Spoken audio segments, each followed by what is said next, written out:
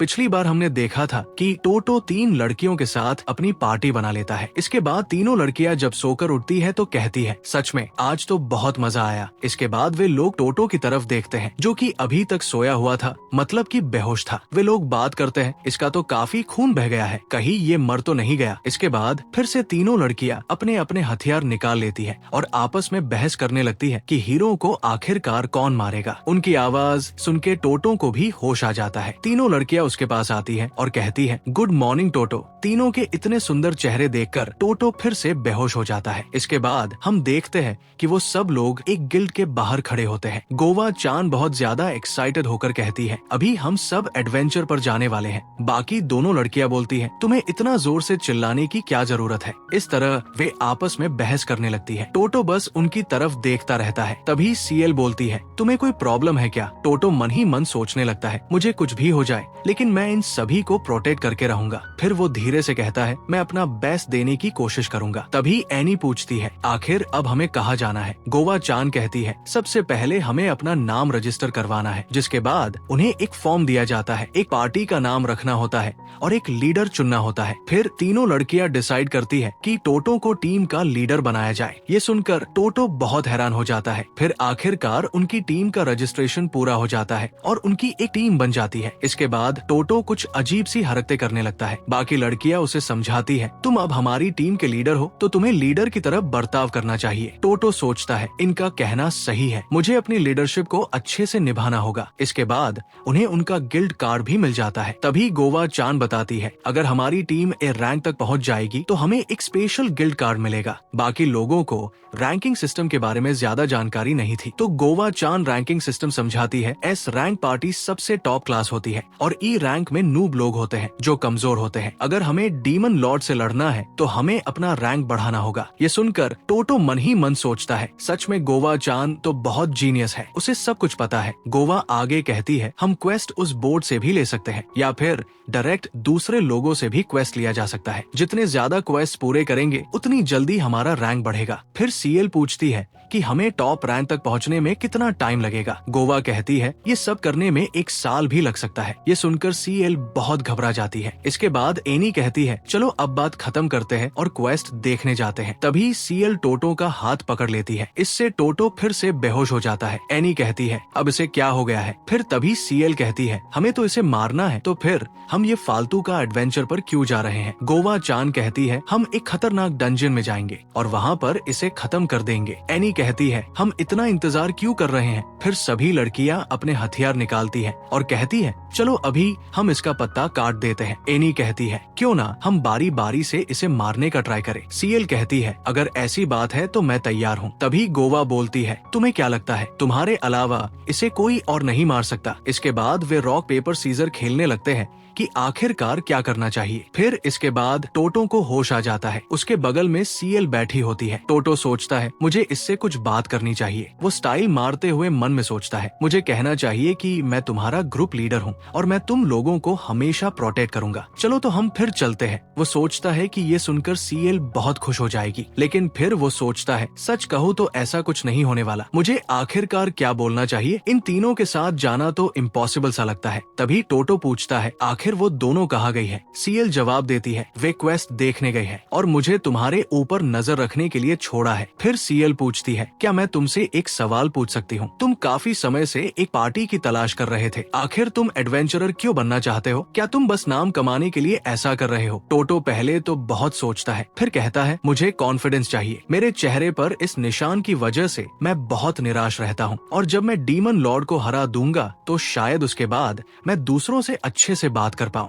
ये सुनकर सीएल उदास हो जाती है और अपने अतीत को याद करने लगती है। उसे भी शुरू में लोगों से बात करने में बहुत दिक्कत होती थी। वो कहती है, तुम तो बिल्कुल मेरे जैसे हो। टोटो सोचता है, अब तो इसमें काफी कॉन्फिडेंस आ गया है। सीएल कहती है, तुम अपने आप को एक दिन जरूर प्रूव कर दोगे। फिर टोटो कहता है, सच कहूँ तो मुझे डर लगता है कि क्या मैं तुम लोगों को प्रोटेक्ट कर पाऊंगा या नहीं। सीएल उस दिन को याद करती है जब उस ड्रैगन ने हमला किया था और टोटो ने एक ही अटैक में ड्रैगन को खत्म कर दिया था। वो कहती है, सच कहूँ तो मैं बिल्कुल नहीं घबरा रही, क्योंकि मुझे पता है कि तुम मुझे प्रोटेक्ट कर लोगे। ये सुनकर टोटो फिर से बेहोश हो जाता है। बाकी दोनों लड़कियां छिपकर उन्हें देख रही थी। गोवा चान मजाक उड़ाने लगती है। सीएल गुस्सा होकर कहती है, तुम क्वेस्ट लेने गई थी ना, तो तुम्हें कोई क्वेस्ट मिला या नहीं? गोवा चान बताती है कि उसे एक वेपन ओनर ने एक क्वेस्ट दिया है। तब सीएल कहती है, तुम लोगों को हमारी डील तो याद है ना? एनी कहती है, हाँ हमें याद है, पर क्या तुम अकेले इसे खत्म कर पाओगी? अगर तुम नहीं कर पाई तो फिर मैं इसे निपटा दूंगी। सीएल कहती है, क्या तुम मजाक कर रही हो? मुझे लगता है तुम्हारा दिमाग खराब हो गया है। इसके बाद दोनों फिर से लड़ने लगती है। गोवा उन्हें शांत करवाती है, पहले हमें डंजन में तो पहुंचने दो। इसके बाद आखिरकार वे लोग डंजन पहुंच जाते हैं। टोटो डंजन के बारे में सोचने लगता है। लड़कियां आपस में बात करती है। गोवा चान कहती है, मुझे लगता है कि ये बहुत नर्वस है। सीएल कहती है, इतनी फिक्र मत करो, हमें वहाँ बस आयरन ढूंढना है, फिर हम आसानी से बाहर आ जाएंगे। टोटो टेंशन में आगे चलने लगता है और बाकी लड़कियां पीछे चलने लगती है। गोवा चान कहती है, सीएल अब बता भी दो कि तुम ये कैसे करने वाली हो? एनी मजाक उड़ाते हुए कहती है, मुझे लगता है कि ये फिर से समनिंग मैजिक का इस्तेमाल करेगी और मेगा गोलम से कोई बीस्ट निकालेगी। सीएल कहती है, नहीं, उसके लिए थोड़ी बड़ी जगह चाहिए होगी। फिर गोवा कहती है, फिर तो तुम्हें उस दिन वाला ड्रैगन बुलाना चाहिए। सीएल कहती है, नहीं, इस बार मैं कुछ अलग करने वाली हूँ। तभी अचानक टोटो के सामने एक स्लाइम आ जाता है। एनी कहती है, एक स्लाइम आखिर क्या कर लेगा? लेकिन तभी और भी कई स्लाइम्स आ जाते हैं। टोटो फाइट के लिए तैयार हो जाता है। लड़कियां आपस में बात करती हैं, क्या ये इन्हें हरा पाएगा? लेकिन टोटो एक दो पंच में ही सभी स्लाइम्स को खत्म कर देता है। ये देखकर लड़कियां हैरान हो जाती है। सीएल कहती है, तुमने एक चीज नोटिस की? ये ज्यादातर फाइट में सिर्फ अपने पंचेस का इस्तेमाल करता है। फिर वो कहती है, क्यों ना मैं यहाँ एक बड़ा स्लाइम ले आऊं, तब देखते हैं वो उससे कैसे लड़ता है। गोवा चान कहती है, सच में तुम तो बहुत जीनियस हो। तभी सीएल एक मैजिक का इस्तेमाल करती है और सारे मरे हुए स्लाइम्स एक साथ मिलकर एक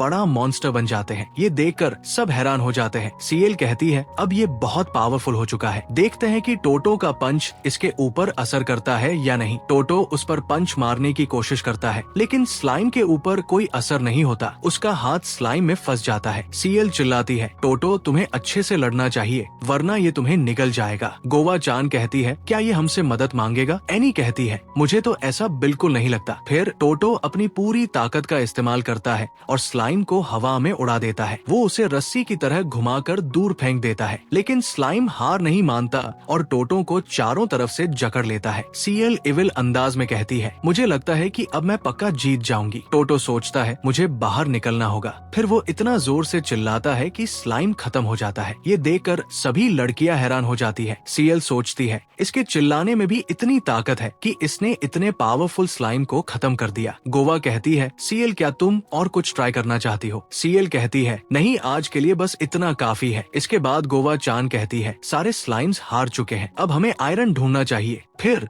वे आयरन को ढूंढने लगते हैं। एनी को कई स्टोन्स दिखते हैं। टोटो उनके पास जाता है और एक पंच मारकर सारे स्टोन्स निकाल लेता है। गोवा चान बहुत खुश हो जाती है। इसके बाद वेपन ओनर का सीन आता है। एक दूसरा आदमी 4-5 आयरन स्टोन लेकर आता है, लेकिन जब टोटो और उसकी टीम आती है तो उस शॉप वाले को लगता है कि उनके पास कुछ नहीं होगा। तभी टोटो ढेर सारे आयरन स्टोन रख देता है। ये देखकर दूसरा एडवेंचरर डर जाता है और चुपचाप चला जाता है। ब्लैक स्मिथ बहुत खुश होता है और टोटो से उसका नाम पूछता है। टोटो घबराते हुए अपना नाम बताता है। वो आदमी कहता है, सच में तुमने बहुत अच्छा काम किया है। अपनी तारीफ सुनकर टोटो को काफी अच्छा लगता है। इसके बाद वो लोग घर जा रहे होते हैं। वहाँ तीनों लड़कियां भी टोटो की तारीफ करती है। सीएल पूछती है, आखिर तुम इतने स्ट्रॉन्ग कैसे हो गए? टोटो घबराते हुए कहता है, मैं रोज वर्कआउट करता हूँ। ये सुनकर तीनों लड़कियां एकदम शॉक हो जाती है। तभी एक दूसरा एडवेंचरर आता है और कहता है, तुम सभी को इसका साथ छोड़ देना चाहिए। ये तो ई रैंक एडवेंचरर है और मैं डी रैंक हूँ, तुम मेरी टीम में आ जाओ।